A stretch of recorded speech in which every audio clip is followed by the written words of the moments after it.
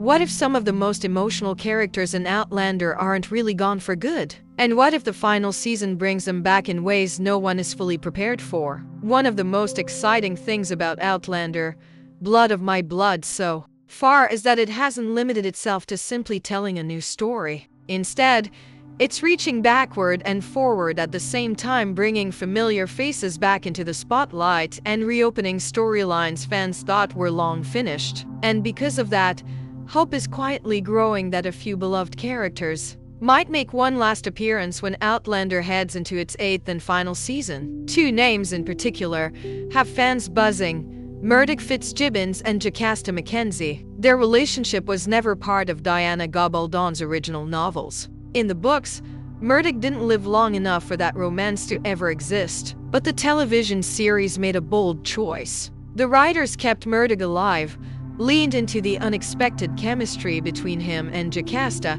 and ended up creating one of the most quietly powerful love stories in the show. Fans didn't just accept it, they embraced it completely. Now, Blood of My Blood has introduced younger versions of both characters, letting us see them long before their paths officially crossed. And even though their romance hasn't begun yet, there's already something there. In the way they speak to each other, in the tension, in the familiarity that feels almost destined. It's subtle, but it's unmistakable. Of course, these younger versions aren't played by the same actors who made fans fall in love with them in the first place. Instead, new performers have stepped into those roles, and they've done an impressive job taking on characters with such emotional weight. Still, as enjoyable as it is to see these younger portrayals, it's hard not to hope for something more. Because if there's ever been a show where the impossible feels possible, it's Outlander. Yes, Murdoch died back in season 5. And yes, Jocasta has faded into the background in recent seasons. But this is a story built on time travel, fate, and second chances. Death has never been a permanent boundary here. And with season 8 promising a deeply emotional and final chapter to Claire's journey, it feels almost inevitable that the past will come rushing back in some form. Another trip through the stones could open doors we thought were closed forever. A single moment in the past could reunite characters who never got the goodbye they deserved. And imagining Claire or another traveler stepping into a time when Murdoch or Jocasta still lived feels like exactly the kind of full-circle storytelling Outlander does best. What makes this hope even stronger is that Murdoch already defied the odds once before. In the books, he died much earlier during the Battle of Culloden. The show chose to keep him alive because fans loved him, and because the performance brought such heart and loyalty to the character. Without that decision, his relationship with Jocasta never would have existed at all. So if the writers were willing to bend the rules once to create something truly special, why couldn't they do it again just one last time?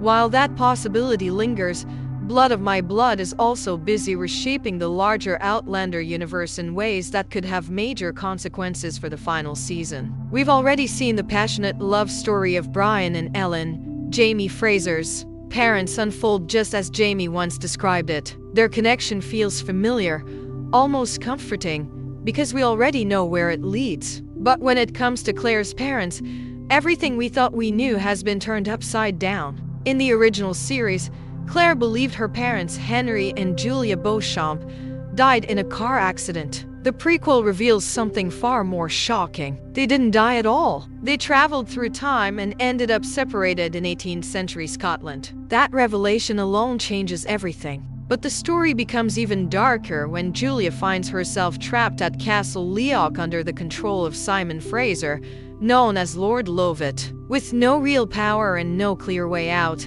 Julia is forced into an impossible situation. When she realizes she can't hide her pregnancy forever, she makes a heartbreaking decision, one rooted in survival, not choice. She shares Lovat's bed, not out of desire, but out of desperation, planning to later pass her unborn child off as his. It's a decision that highlights just how trapped she truly is, while also showing how fiercely she's willing to fight to protect her baby. The weight of that choice fully settles in the following episode when Julia openly claims the child as Lovat's. He's thrilled, overjoyed by the idea of another heir. and the lie is sealed. Only a handful of people know the truth.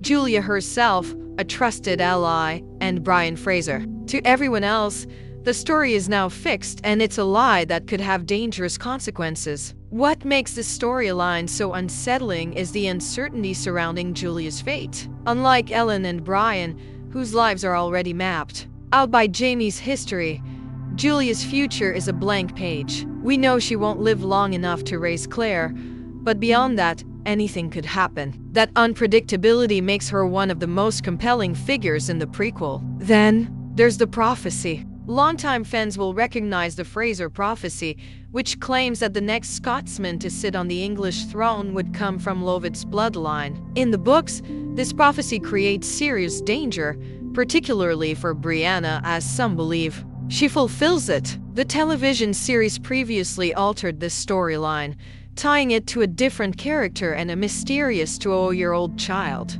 But now, Blood of My Blood appears to be reintroducing the original version of the prophecy, and Julia's unborn child could be the key. Even though the baby isn't truly Lovett's, everyone believes that it is. And belief, in this world, often matters more than truth. Conspirators could latch onto this child as the fulfillment of the prophecy, setting events into motion that ripple across generations. That ripple could reach all the way to season 8. Claire could uncover the truth about her parents' time-traveling past. She could learn she had a sibling she never knew existed, and that discovery could shake her sense of identity to its core. Yes, this would be a major departure from the original novels. In the books, Julia Beauchamp didn't survive, and Claire's parents were never time travelers. But Outlander has never been afraid to take risks. The adaptation has always mixed respect for the source material with bold creative choices, and many of those choices have become fan favorites. Keeping Murdoch alive was one of them. Expanding Jocasta's story was another. So if the writers decide to weave Julia's child into the prophecy,